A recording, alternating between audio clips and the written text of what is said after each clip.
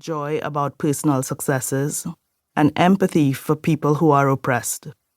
It requires a vision of the finished dish, a knowledge of the steps and methods, and maybe most importantly, the courage and agency to change the process to suit your own style, what you have on hand, and each individual project.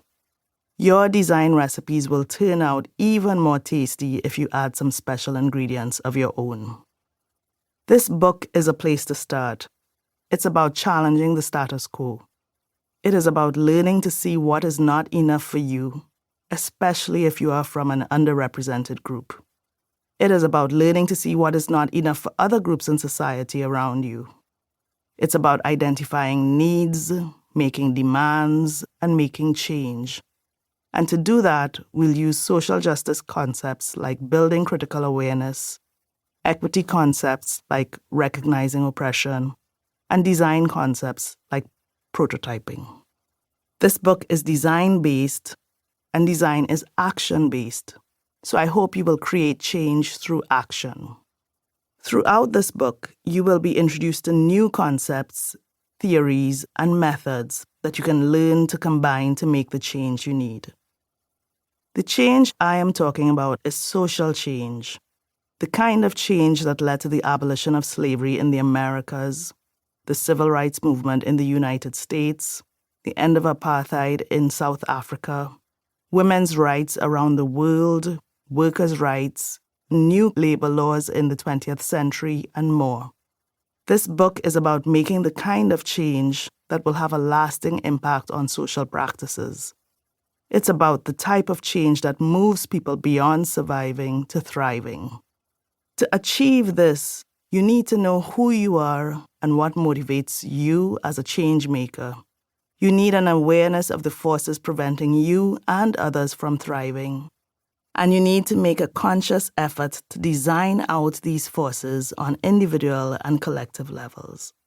In this book, the Your Turn activities will help you get to work with the concepts, and the Take Note sections will more deeply inform you on each topic.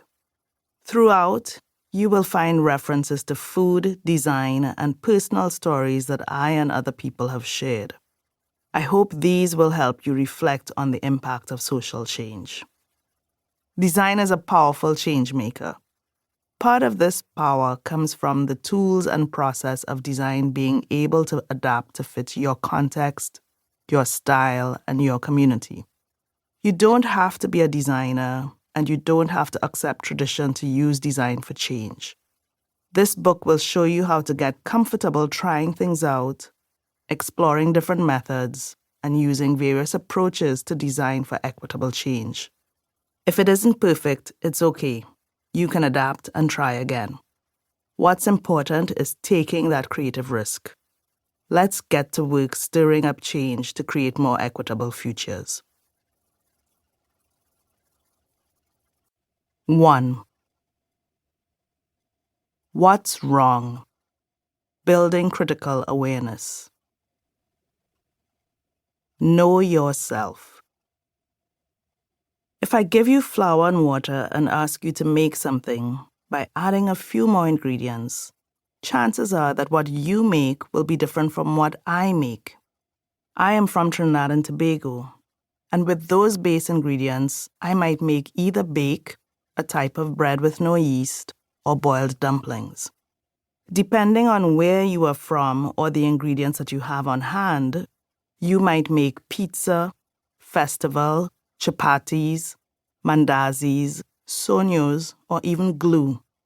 You probably wouldn't say another person has made the wrong thing just because they make something different from you.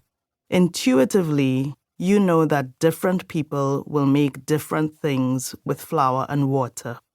You might even be curious to know what other people will make because you understand that your identity, your worldview, and past experiences, in other words, your positionality, will affect how you use the ingredients you have.